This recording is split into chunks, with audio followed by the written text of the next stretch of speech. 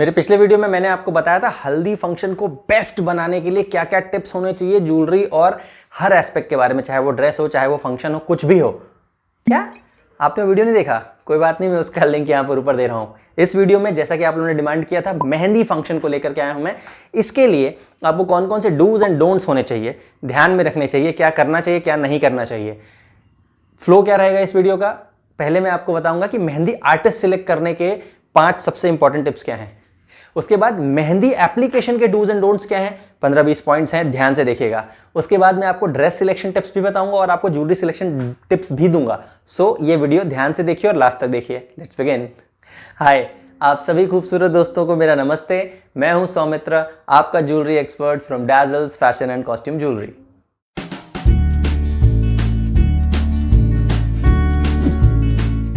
हर कोई चाहता है कि अपने मेहंदी वाले फंक्शन के दिन जो उस शहर का बेस्ट मेहंदी आर्टिस्ट हो उसी को सिलेक्ट करें, बट फिर भी गलतियां हो जाती हैं। आपको लगता है कि आपने सब कुछ अच्छा किया था, फिर भी कुछ गड़बड़ हो गया। इसको अवॉइड करने के लिए 5 मैं टिप्स बताने वाला हूं, ध्यान से सुनिए। पहला ये कि आप हमेशा 2 मेहंदी आर्टिस्ट बुक कीजिए। ज़रूरत पड़े तो 2 अलग अलग मेहंदी आर्टिस्ट बुक कीजिए, यानी टोटल 2 लोग होना चाहिए और दोनों के जिम्मे या 3 लोग होने चाहिए, लेकिन एक आर्टिस्ट सेपरेटली सिर्फ और सिर्फ ब्राइड के लिए होना चाहिए और बाकी 1 या 2 आर्टिस्ट डिपेंडिंग अपॉन कि आपका गैदरिंग कितना बड़ा है, या 3 आर्टिस्ट जो भी है वो सिर्फ और सिर्फ वहां के आए हुए लेडीज के लिए होना चाहिए। आपको कभी भी लगे कि आप एक मेहंदी आर्टिस्ट के पास गए, उसने बोला ठीक है मैं 2 या 3 भेज दूंगी या भेज दूंगा जो भी है, और आपको लगे कि एक बंदी उसमें से टोटली आप पे डिवोटेड यानी ब्राइड पे डिवोटेड नहीं रहने वाली है, उसके दिमाग में भी है कि नहीं मुझे जल्दी से निपटा के ब्राइड का मुझे बाकियों का भी करना है, तो ऐसी जगह से बुकिंग मत कीजिए। मेक श्योर कि आपके लिए एक सेपरेट हो ही हो, नहीं हो तो एक मेहंदी वाले से खाली लोगों के लिए, गेस्ट के लिए बुक कीजिए और दूसरे मेहंदी आर्टिस्ट से अपने लिए बुक कीजिए। सेकेंड इंपॉर्टेंट पॉइंट है कि उस मेहंदी आर्टिस्ट का वर्क एथिक्स जरूर चेक कीजिए। उसके क्या प्राइस पॉइंट्स हैं, आपके मेहंदी अलग लगाने के लेंथ के हिसाब से लेते हैं, टाइम के हिसाब से लेते हैं, कॉम्प्लेक्सिटी के हिसाब से लेते हैं, प्राइजेस क्या हैं, ये सब चीज़ें पहले से ही डिस्कस करके सॉर्ट आउट कर लीजिए। कई ऐसी आपने चीज़ें सुनी होंगी कि भाई अचानक से मेहंदी वाले दिन किसी ने कहा कि मेरे को ये एक एक्स्ट्रा इस तरह का एक डिज़ाइन बनाना है या ये वाला कुछ अलग से कल्पना बनानी है अपने हाथ में, तो पता चला नाप शनाप रेट्स बता रहे हैं, डबल रेट बता रहे हैं, क्योंकि आप उनको भी मालूम है कि इस लास्ट मोमेंट पे आप किसी और मेहंदी आर्टिस्ट को लेने तो जाओगे नहीं, और दोबारा उनका काम पड़ेगा नहीं पड़ेगा उनको भी पता है। सो ये सब चीज़ें पहले से डिसाइड करके रखिए। उनके बारे में अगर आपके कुछ दोस्तों ने पहले से उनको यूज़ किया हुआ है उनके सर्विसेज को, तो उनसे पता कीजिए कि उनके वर्क एथिक्स, उनके प्राइजेस सब सही है कि नहीं, और अगर नहीं पता है तो उनसे खुद पूछ लो यार, कि हो सकता है हमारे यहाँ कुछ गेस्ट हैं वो बोलेंगे कि इस तरह का कुछ नया डिज़ाइन बना दो, तो तुम उसका नाप से नाप पैसा तो नहीं लोगे, अगर कुछ होगा तो कितना लोगे। माइंड सॉर्टेड रखिए। मेहंदी आर्टिस्ट अपनी बुकिंग करने के चक्कर में कई बार आप उनको कितनी भी कॉम्प्लेक्स या कितनी भी अतरंगी डिज़ाइन यानी कि कॉम्प्लेक्स डिज़ाइन दिखाएं, वो उसको हाँ कर ही देते हैं। आजकल बहुत सारे मीडियाज़ हो गए हैं जिससे कि आप उनके बारे में पता कर सकते हैं। रील्स होती हैं, स्टोरीज होती हैं, वीडियोज़ होते हैं, उनके पेज पे जाके चेक कीजिए कि वाकई में क्या वो उतने कॉम्प्लेक्स डिज़ाइन बनाने लायक हैं या सिर्फ आपकी बुकिंग के लिए हाँ कर रहे हैं, और वो लास्ट दिन आप सोचोगे कि यार मैंने तो क्या बोला था और क्या बन के आया। ऐसा सरप्राइज एलिमेंट नहीं होना चाहिए। तो ये भी तीसरा पॉइंट है, हालांकि ये भी वर्क एथिक्स का पार्ट है कि वो किसी और की डिज़ाइन को अपना चेप के तो नहीं बताते कि हाँ ये मेरी डिज़ाइन है जी, मैंने ही बनाई थी जी, इस टाइप का नहीं होना चाहिए। सो मेक श्योर कि आप इस पॉइंट को अच्छी तरह से चेक कर लें। फोर्थ इंपॉर्टेंट पॉइंट है कि नेचुरल हिना यूज होने वाली है या फिर मार्केट से खरीदा हुआ कोई cone. You have to make sure. कहने को वो हाँ कह सकते हैं, बट आप मेक श्योर कीजिए कि वो नेचुरल हिना ही यूज करें। नेचुरल हिना, शादी एक बहुत ही सेक्रेड ओकेजन होता है, इसकी एक अपनी अलग पवित्रता होती है, इसलिए नेचुरल हिना बहुत जरूरी है। आप किसी छोटे मोटे इधर उधर के फंक्शन में या कभी फेस्टिवल्स में मार्केट से खरीदे हुए कौन से मेहंदी लगाइए, कोई दिक्कत नहीं है, मैं उसके बारे में कुछ नहीं बोलने वाला, बट यहाँ इसकी सैंक्टिटी को, पवित्रता को बनाए रखने के लिए ये जरूरी है कि आप नेचुरल हिना का ही इस्तेमाल करें। सो मेक श्योर कि आपका mehndi artist natural Hina use करता हो। 5वां सबसे इंपॉर्टेंट पॉइंट ये है कि आजकल कई जगह ये सुनने में आया है कि ब्लैक हिना यूज कर रहे हैं लोग। कई लोगों को तो ये भी लगता है कि ब्लैक हिना है तो और गाढ़ी मेहंदी रचेगी। ऐसा नहीं है, ये कटिंग द कॉर्नर्स वाला हिसाब किताब है। इस सब चीज़ों के चक्करों मत पड़िए। इसके इतने ज़्यादा हार्म इफेक्ट्स हैं कि वो स्किन के थ्रू आपके किडनी और लिवर तक को नुकसान पहुंचाती हैं। सो ब्लैक हिना तो कंप्लीटली नो। अगर किसी मेहंदी आर्टिस्ट ने आपको ब्लैक हिना बोला ना, कुछ भी ना बोले, वहां से एकदम यूटर्न लेके निकल लेने का राइट। अब इस वीडियो का सबसे इंपॉर्टेंट सेक्शन है मेहंदी एप्लीकेशन के डूज एंड डोंट्स। काफी सारे पॉइंट्स हैं, सब एकदम मतलब खरे पॉइंट्स हैं, ध्यान से सुनिए और सुनते जाइए राइट। पहला पॉइंट, आपके गेस्ट इससे पहले कि आने शुरू हों उससे 2 या 3 घंटे पहले से आप अपनी मेहंदी लगवाना शुरू कर दीजिए। मैं होने वाली ब्राइड की बात कर रहा हूँ। ऐसा क्यों? क्योंकि बहुत सारे लोग आने वाले हैं, राइट? बहुत जॉयस ओकेजन होने वाला है। हो सकता है कई लोग डांस कर रहे हो, सोशलाइज कर रहे हो, कैचअप कर रहे हो। आप नहीं चाहते कि आपके चारों तरफ ये सब हो रहा हो और आप कोने में बैठ कर खाली अपनी मेहंदी लगवा रहे हो, राइट? सो 2-3 घंटे पहले लगवाओगे तो फायदा ये रहे। उससे 2 फायदे हैं। एक तो मैंने ये बताया कि आप बाकी अपने सारे गेस्ट के साथ सोशलाइज कर सकते हो, एक्चुअली में एंजॉय कर सकते हो rather than sitting in a corner. Second ये कि आपका जो मेहंदी आर्टिस्ट है उसको कॉन्सेंट्रेट करने का मौका मिलेगा। जितना ज़्यादा क्राउड आपके चारों तरफ रहेगा उतना ज़्यादा उसको फोकस करने में दिक्कत होगी। सेकेंड पॉइंट है, बहुत ही सिंपल सा पॉइंट है, टाई और hair. Very neatly, very cleanly अपने बालों को ऊपर की तरफ बांध लीजिए। खुले बाल या एक बाल जो आसानी से खुल जाए ऐसा झंझट बिल्कुल मत रखिएगा। सोचिए आपने हाथों में यहाँ तक मेहंदी लगाई और आपके बाल अचानक से आपके मेहंदी के ऊपर लिप गए।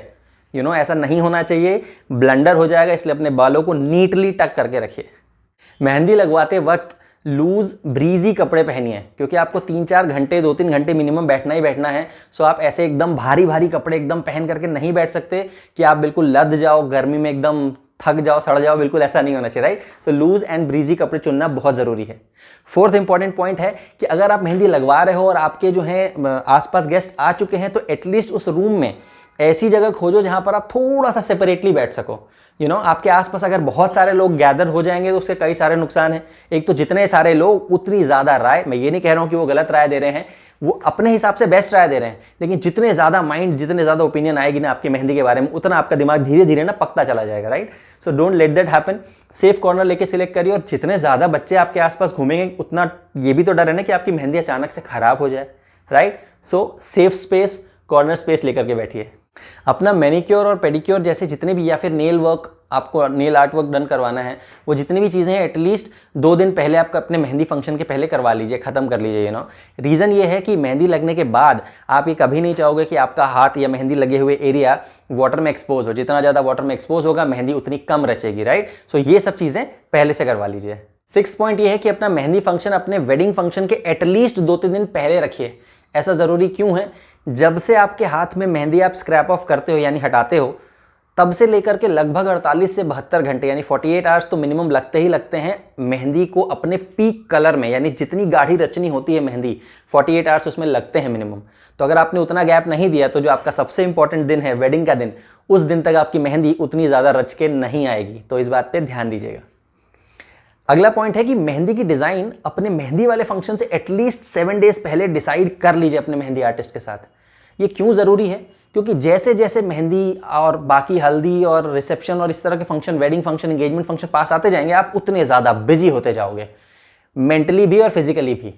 तो जितना एडवांस में आप अपनी फाइनल डिज़ाइन अपने आर्टिस्ट के साथ पिक कर लो, उतना आपके दिमाग के लिए सुकून रहेगा। ये नहीं कि मेहंदी वाली एक रात पहले जो है आप अपने आर्टिस्ट के साथ लगे पड़े हुए इंस्टाग्राम में चेक कर रहे हो कि यार ये लगा लूँ, कि ये करवा लूँ, ये करवा लूँ, कि ये करवा लूँ। Your mind will blow of, right? So mind के सुकून के लिए 1 हफ्ते पहले मेहंदी की डिज़ाइन फाइनलाइज करवा लीजिए। नेक्स्ट पॉइंट ये है कि इससे पहले कि आपका मेहंदी आर्टिस्ट आपके मेहंदी लगाने आए, उससे पहले आप ये डिस्कस करके रखिए कि आपको क्या क्या छोटे छोटी सामान अपने मेहंदी वाली जगह पे इकट्ठा करके रखना है, जैसे कि कॉटन बड्स, ऑयल्स जैसे कि मस्टर्ड ऑयल या यूकेलिप्टस ऑयल, या फिर लेमन शुगर का मिक्सचर, या फिर पुराना कोई कपड़ा छोटा सा, या फिर न्यूज़पेपर के टुकड़े, 2 आरामदायक पिलो जिसके ऊपर आप अपना हाथ रख सको। ये सारी चीज़ों में कौन कौन हो सकता है, कुछ चीज़ें आपका मेहंदी आर्टिस्ट लेकर के आ रहा हो।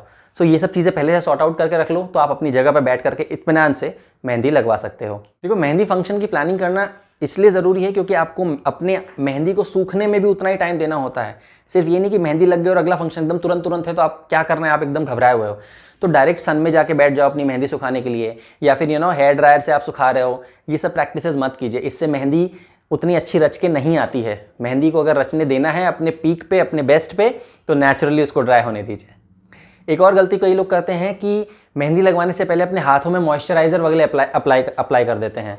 ये आदतन भी ऐसा कर सकते हैं और जानबूझ के भी ऐसी गलतियां कर लेते हैं लोग। बट मॉइस्चराइज़र एप्लीकेशन अवॉइड करिए, अदरवाइज वो एक्चुअली आपके स्किन पे कैसे मेहंदी रच के आएगी, इट इज़ नॉट पॉसिबल। एक और गलती जो लोग करते हैं वो ये कि हड़बड़ तड़बड़ में पानी बहुत ज़्यादा पी लेते हैं। आप ये याद रखो कि आप कम से कम 3 घंटे बैठने वाले हो वहाँ पर, और उस पोजीशन से उठ करके अपने हाथों वगैरह को आप गीला तो बिल्कुल नहीं कर सकते, राइट? सो मेहंदी स्टार्ट होने से कम 2-3 घंटे पहले ये ध्यान रखिए कि कम से कम पानी का इंटेक करिए, सो दैट आप रिलैक्स होकर के वहाँ बैठ के मेहंदी लगवा सकें। बहुत इंपॉर्टेंट पॉइंट ये है कि आप अपने मेहंदी फंक्शन को किसी और इंपॉर्टेंट फंक्शन के साथ क्लब बिल्कुल मत करिए। ऐसा क्यों? अच्छा, ऐसा मेहंदी फंक्शन किस काम का जिसमें आपकी फोटो ही अच्छी ना आए? आखिर में आप जिंदगी भर अपनी मेहंदी को उन फोटोज के थ्रू ही याद करने वाले हो, राइट? आपके अंदर एनर्जी बनी रहनी चाहिए। अगर एनर्जी नहीं बनी रहेगी तो आपकी फोटो में, आपकी स्माइल में वो बात कभी नहीं आ पाएगी। एनर्जी कैसे बनी रहेगी? अगर आप टोटली उस दिन को अपने एक फंक्शन में डिवोट करो। ये नहीं कि 12 बजे मेहंदी फंक्शन है, 3 बजे कुछ और है, 6 बजे गणेश लक्ष्मी पूजा है और something like that. Do not do that if possible. It is very very very necessary. एक और बहुत इंपॉर्टेंट एस्पेक्ट है कि मेहंदी फंक्शन को डे टाइम पे करें। हालांकि 90% जगह डे टाइम पे ही होता है, बट फिर भी कई जगह दोपहर में शुरू होता है और मेहंदी लगते लगते रात शाम हो जाती है। और फिर यह सवाल आता है कि सोते वक्त क्या करें। सोते वक्त कई जगह यह भी किया जाता है, गलत धारणा यह है कि प्लास्टिक से एकदम रैप कर देते हैं अपने मेहंदी अप्लाइड एरिया को। बहुत गलत बात है, क्योंकि हिना जो है मॉइस्चर रिलीज करता है, प्लास्टिक उसको हैंडल नहीं कर पाता और अल्टीमेटली आपकी मेहंदी के डिज़ाइन का खराब होने का डर होता है और आपकी स्किन में भी प्रॉब्लम्स हो सकती हैं। आइडियल तरीका क्या है? टॉयलेट पेपर रोल आपने देखा ही है, राइट? उसमें होती है एब्जॉर्प्शन की कैपेसिटी। और ममीज़ याद है आपको, इजिप्ट की ममीज़ कैसे एकदम रैप्ड रहती हैं, तो वैसे ही कॉटन उस पेपर रोल से अपने आप को पूरी तरह से, अपने आप को नहीं मेहंदी अप्लाइड एरिया को पूरी तरीके से टाइटली रैप कर दीजिए और निश्चिंत होकर के सो जाइए। Moisture will be taken care of and your design will be amazing as well. Mehndi तो लग गई, अब मेहंदी अच्छे से रच जाए, जितनी ज़्यादा गाढ़ी रचनी चाहिए उतनी रचे। उसके लिए क्या कर सकते हैं? 3 इंपॉर्टेंट एस्पेक्ट्स हैं। वो क्या है? लेमन शुगर का पेस्ट कम से कम 2 या 3 बार अप्लाई करें। But a word of caution, अपने हिना आर्टिस्ट पे टोटली ट्रस्ट कीजिए और उसकी कंसल्टेशन के हिसाब से ही 2 या 3 बार या कितनी कितनी देर में आपको लगाना है उससे आप पूछ के कीजिए। मेरी अपनी वाइफ ने एक और बहुत बुजुर्गों वाला नुस्खा, जो बुजुर्ग सिखाते हैं वैसा नुस्खा अपनाया था और it came out pretty well. वो ये था कि तवे के ऊपर लौंग को सेकते हैं और उसकी जो स्टीम आती है, उससे जो भाप निकलती है, उसके ऊपर अपने हाथों की मेहंदी को सेकते हैं। उससे मेहंदी और गाढ़ी रचती है। ये मेरी वाइफ का अपनाया हुआ ट्रिक है, सो आप लोग भी इसे यूज़ कर सकते हैं।